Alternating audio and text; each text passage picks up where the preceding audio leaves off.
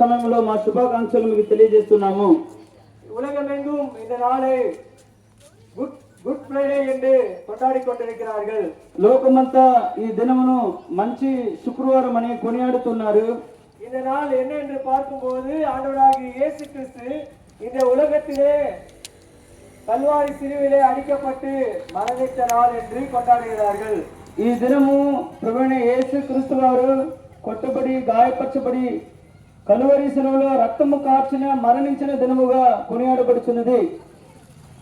நீங்கள் ஒருவேளை யோசித்து பாருங்கள், நாம் யாராவது மரித்து விட்டார்கள் என்றால் நாம் సంతోషపడుவோమా என்று. ఒకసారి మీరు ఆలోచించి చూడండి, ఎవరైనా చనిపోయినప్పుడు మనము సంతోషిస్తామా?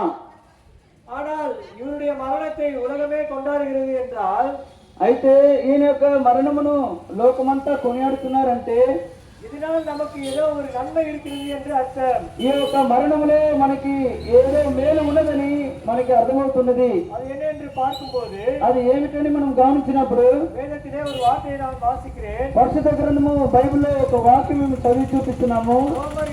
ரோமர் 5ஆம் அதிகாரம் 8ஆம் வசனம். రోమిలకు రాసిన పత్రిక 5వ అధ్యాయం 8వ వచనము, நாம் பாவிகளாயிருக்கையில் கிறிஸ்து நமக்காக மரித்ததினாலே தேவன் நம்மேல் வைத்த தமது அன்பை விளங்க பண்ணுகிறார். అయితే దేవుడు మన ఎడల తన ప్రేమను వెల్లడిపరచుచున్నాడు. ఎట్లనగా మనం ఇంకను పాపులమై ఉండగానే క్రీస్తు మన కొరకు చనిపోయెను. ஆம் பிரியமானவர்களே, நாம் பாவிகளாயிருக்கையில் கிறிஸ்து நமக்காக மரித்தார். అవును ప్రియులారా, మనము ఇంకను పాపులమై ఉండగానే క్రీస్తు మన కొరకు మరణించాడు. நீதிமானுக்காக ஒருவன் மரிக்கிறது அரிது, நல்லவனுக்காக ஒருவேளை ஒருவன் மரிக்க துணிவான். ఏలైనగా నీతిమంతుని కొరకు సహితము ఒకడు చనిపోవట అరుదు, మంచివాని కొరకు ఎవడైనా ఒకవేళ తెగింపవచ్చును. இங்கே வார்த்தை என்ன சொல்கிறது பார்த்தால், ஒரு நல்லவனுக்காக யாராவது ஒருவர் మరికిరది అరిదా இருக்கிறது. ఇక్కడ దేవుని వాక్యం ఏమని సెలవుస్తుందంటే, ఒక మంచివాని కొరకు నీతిమంతుని కొరకు సహితము ఒకడు చనిపోవట అరుదు. ஆனால் நாம் பாவிகளாயிருக்கையில் ஆண்டவராகிய இயேசு கிறிஸ்து நமக்காக மரித்தார். பிரியமானவர்களே, అలా ఉన్నప్పుడు అయితే మనం ఇంకొక పాపలమై ఉండగానే మన కొరకు క్రీస్తు మరణించాడు. நீங்கள் ஒருவேளை யோசிக்கலாம், நான் பாவி கிடையாது என்று. ఒకవేళ ఇలా మనం ఆలోచించవచ్చు, నేను ఏ పాపము చేయలేదు, నేను పాపి కాదని, நான் பெரிய பெரிய குற்றங்கள் எல்லாம் செய்வதில்லை என்று நீங்கள் நினைத்துக் கொண்டிருக்கலாம். నేను అంత గొప్ప పాపాలు ఎవరికి ఏ హాని చేయలేదని అనుకోవచ్చు. ஆனால் வேதம் என்ன சொல்கிறது பார்த்தால், சொன்ன வார்த்தையை மீறினதே பாவம் என்று நாம் பார்க்கிறோம். అయితే ఒక మాట చెప్పి దాన్ని నెరవేర్చకపోతే అది కూడా పాపమే ఉన్నది. நீங்கள் ஒரு உதாரணத்துக்கு நம்ம வீட்டில் இருக்கிற குழந்தைகளை எடுத்துக்கொள்ளுங்கள். ఉదాహరణగా చిన్న పిల్లలు తీసుకోండి. அது ஒருவேளை எதையாவது எடுத்து வாயில போட்டு விடுது என்றால், ఆ పిల్లలు తమ యొక్క నోటిలో మట్టి కానీ మరి ఏదైనా నోట్లో వేసుకున్నప్పుడు நீங்கள் அதை கேட்கும்போது அது இல்லை என்று அழகாக சொல்கிறது. ఆ బిడ్డను ఎందుకు ఇది తిన్నావు, ఎందుకు నోట్లో వేసుకున్నావు అని అడిగితే, లేదు నేను ఏమీ తినలేదని అబద్ధం చెప్తున్నది. நாம் அந்த குழந்தைக்கு பொய் சொல்ல யாருமே சொல்லி தருகிறது இல்லை. చిన్న పిల్లలకి అబద్ధం చెప్పాలని మనం నేర్పించడం లేదు. ஆனால் அந்த குழந்தை தானாகவே பொய் சொல்கிறது. అయితే ఆ యొక్క పిల్లలు స్వభావ సిద్ధముగా తమకు తామే అబద్ధం మాట్లాడుతున్నారు. எப்படி என்று பார்க்கும்போது ஒரு ராஜா விதமாக சொல்கிறார் வேதத்திலே. అది ఎట్లా అని గమనించినప్పుడు పరిశుద్ధ గ్రంథము బైబిల్లో ఒక రాజు ఈ మాట అంటున్నాడు, என் தாய் என்னை பாவத்திலே கர்ப்பம் தரித்தாள் என்று. నేను పాపములో జన్మించి తిని నా తల్లి పాపములోనే నన్ను గర్భమున ధరించనని.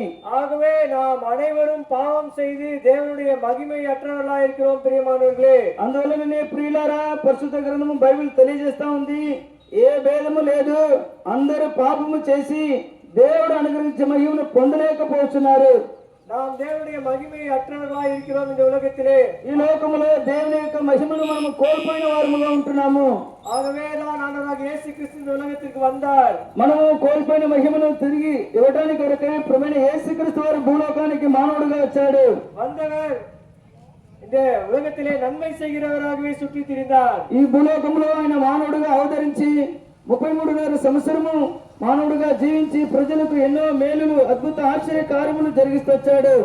என்னிலே பாவம் உண்டென்று உங்களில் யாராவது சொல்லக்கூடுமா என்று సవాల్ విట్టారు ప్రియమానవులే. నాలో పాపం ఉందని మీలో ఎవరైనా నా మీద నేరం మోపగలరా అని ప్రభువైన యేసుక్రీస్తు వారు సవాలుతో జీవిస్తూ వచ్చాడు.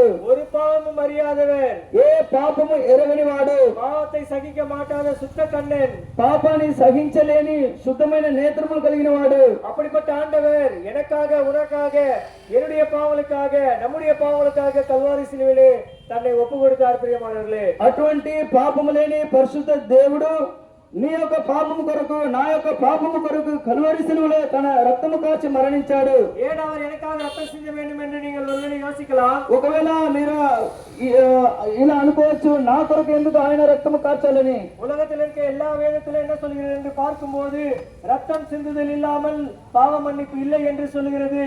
ప్రియులారా, రక్తము చిందింపబడకుండా పాపములకు విమోచన క్షమాపణ అనేది లేదని అన్ని గ్రంథాలు చెబుతున్నాయి. ஒரு மனிதனுக்காக ஒரு மனிதனுடைய ரத்தம் தான் ஈடாகும் ప్రియమానవులే. మానవుని యొక్క పాప విముక్తికి రక్తమే చిందింపబడాల్సిన అవసరముగా ఉంటున్నది. அது ஒரு மனிதனுடைய ரத்தமா இருக்க வேண்டும். అది ఒక మానవుని యొక్క రక్తముగా ఉండాలి. அதற்காக தான் ஆண்டவராக இயேசு கிறிஸ்து இந்த உலகத்திலே மனிதனாக வந்தார். అందునిమిత్తమే ప్రభువైన యేసుక్రీస్తు వారు మానవుడిగా భూలోకానికి వచ్చాడు. கல்வாரி சிலுவையிலே அவர் முழு ரத்தத்தையும் சிந்தி நம்முடைய பாவங்களுக்காக மரித்தார் ప్రియమానవులే. కల్వరి సిలువలో తన నిష్కలంకమైన నిర్దోషమైన ప్రశస్తమైన రక్తము కార్చి మరణించారు. ప్రియులారా, நாம் இந்த உலகத்திலே பிறந்தால் మరిపது ஒரு నాள் నిశ్చయం.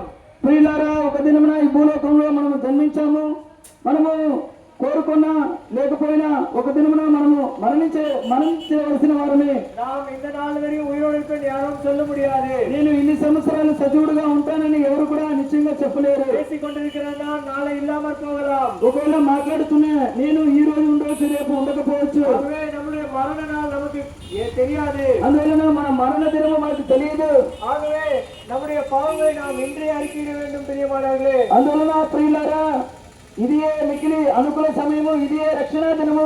ఈ దినమే మన యొక్క పాపాన్ని మనము ఒప్పుకోవాల్సిన వారముగా ఉంటున్నాము. நாம் மரித்தால் இரண்டு இடங்களுக்கு போகலாம். మన యొక్క మరణము తర్వాత మనము వెళ్ళవలసిన రెండు స్థలములు ఉన్నది.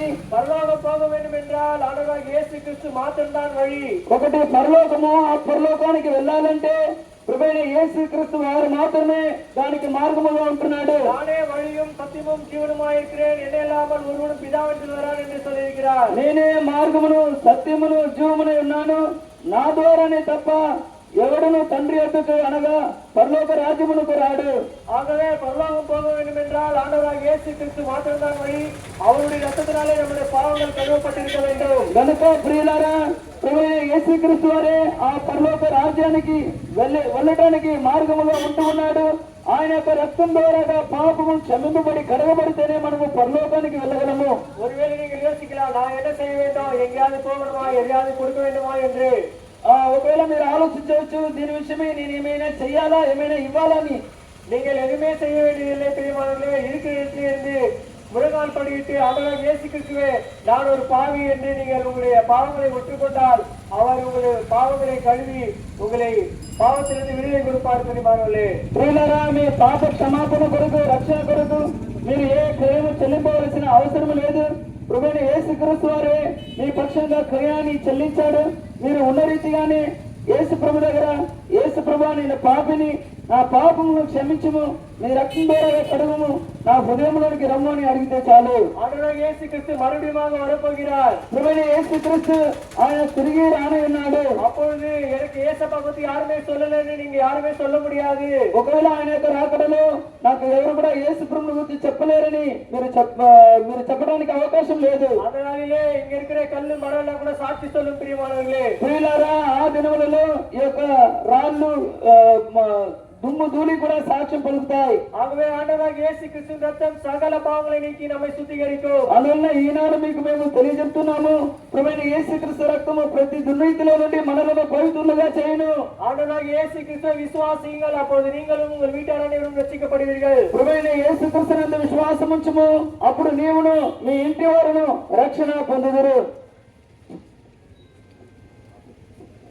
మా ప్రియులారా, ఇంకా ప్రభువైన యేసుక్రీస్తు వారిని గురించి మీరు ఎక్కువగా తెలుసుకునే దాని కొరకు మనకు సమీపంలోని బట్టుపోలు గ్రామంలోని ఎంఆర్ఓ ఆఫీస్ ప్రక్కనే బేతనియ ప్రార్థనా మందిరం ఉన్నది. అక్కడ ప్రతి ఆదివారం ఉదయకాలము 8 గంటల నుండి దైవారాధన కార్యక్రమం జరిగించబడుతుంది. వారంలో ఆయా కోరికలు జరిగించబడుతుంటున్నాయి. ఈ రోజు సాయంకాలము 7 గంటలకు ప్రత్యేకమైన కోరిక ఏర్పాటు చేయబడింది. మీ అందరినీ ప్రేమతో ప్రభు అయిన యేసు క్రీస్తు నామములో ఆహ్వానిస్తూ ఉంటున్నాం. ఈ స్థలాన్ని విడిచి వెళ్ళక ముందు మీ క్షేమం కొరకు మేము ప్రార్థన చేస్తాం. మహోన్నతుడ, మహాగణుడ, సర్వాధికారి, సర్వ సృష్టికర్త, రాజులకు రాజువు, ప్రభులకు ప్రభుడవు, ప్రభువైన యేసుక్రీస్తు నామంలో మీకు వందనాలు చెల్లిస్తున్నాము. ఈ ప్రాంత ప్రజలను ప్రేమించి మీరు అందించిన ప్రభా, మీ రాజ్య స్వార్థ కొరకు మీకు వందనాలు ప్రభా. వినో యొక్క హృదయము, లూది యొక్క హృదయం ఎవరికి తెరవబడి తమ పాపం విషయమై పశ్చాత్తాపడి పాపాన్ని ఒప్పుకొని విడిచిపెట్టి మీ రక్తం ద్వారా కడగబడి వారి యొక్క పేర్లు గొర్రెపిల్ల యొక్క జీవగ్రంథంలో రాయబడి నిత్య జీవానికి వారసులుగా మార్చబట్టుకు, నిత్య నాశనంలో నుండి రాబోయే ఉగ్రతలో నుండి తప్పింపబట్టుకు కృప చూపిస్తారండి. నాయన తండ్రి, మీ యొక్క ప్రేమ ఎంత గొప్పది. ప్రతి ఒక్కరిని మీరు ప్రేమిస్తున్న ప్రేమ స్వరూపే ఉంటూ ఉన్నారు. నాయన తండ్రి, ప్రతి ఒక్కరిని మీరు దీవించండి. చిన్నపిల్లలు, యవనస్తులు, వృద్ధులందరినీ దీవించండి తండ్రి. నాయన ఈ ప్రాంత ప్రజల యొక్క అవసరతలను తీర్చమని ప్రార్థిస్తున్నాము. ఇరుకులో, ఇబ్బందులు, వ్యాధులు, బాధలు తండ్రి, సమస్యలు ఎవరు ఉంటున్నారో వారికి మీరే సమీపముగా ఉండి, చాలంత దేవుడుగా ఉండి వారి పక్షముగా వారికి మేలు చేయమని, మీ భద్రత, కాపుదల, క్షేమము ప్రభా తండ్రి, పాప క్షమాపణ, నిజమైన సంతోషము, నిజమైన శాంతిని దయచేయమని సమస్త ఘనత ప్రభావం మీకు ఆరోపిస్తూ ప్రభువైన యేసుక్రీస్తు వారి అత్యున్నతమైన నామమున అదే వినిమితో బ్రతిమాలుకుని వేడుకుంటున్నాము తండ్రి. ఆమేన్.